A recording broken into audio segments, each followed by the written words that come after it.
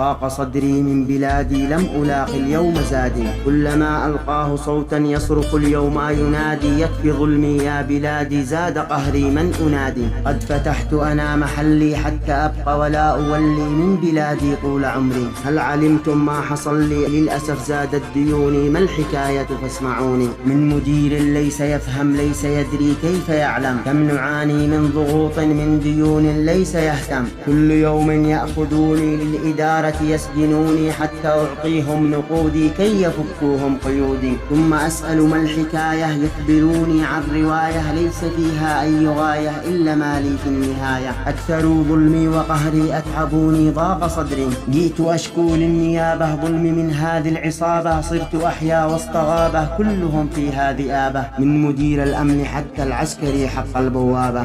أما عن سواق طقم يأتي في نصف الليالي، كل ذنبي كان أني أصلح الخطى لحالي دون محد قدر ثالي، هل عرفتم ما جرالي؟ قد أتوا كي يأخذوني للإدارة يسجنوني، تهمتي كانت بأني نقطة بالخط أبني، بعد شرح صار مني مع الأدلة سامحوني، قلت طيب فاتركوني ما الذي ذاق اخبروني. قالوا تأجير العساكر لو نويت انك تغادر، قلت لا فلترجعوني وسط سجني واتركوني، يكفي انتم تظلموني. قال فلتمشي وترحل من امامي قبل تقتل، بكرة او بعده من اللي رح يسيبك وانت تدري بالتهم بجعلك مبلي، واسجنك عندي وسيبك لين ما تنسى حبيبك. من بعد يومين عدت يا لنا بقصة جديدة، انه مائي هو ملوث وانه تهمتنا اكيدة، قلت قل لي من شكالك؟ قال لي ليش وانت مالك، نسجنك يومين وانت بعدها تعرف لحالك، قلت طيب امهلوني ما تخي وانا مسافر، والعزاء في الدار واصل وعدي بحضر بعد باكر.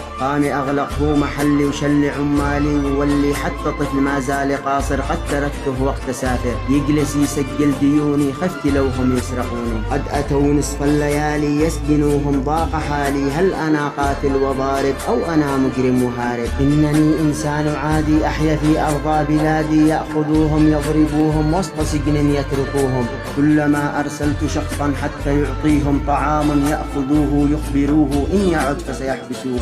4 أيام عدت لا أدلة أثبتوها أو نيابة حولونا، كلما جئنا نطالب بالأدلة واللهارب. قد حضرت إلى النيابة أشكو ضيقي والكآبة، من عصابة من ذئابة صرت أحيا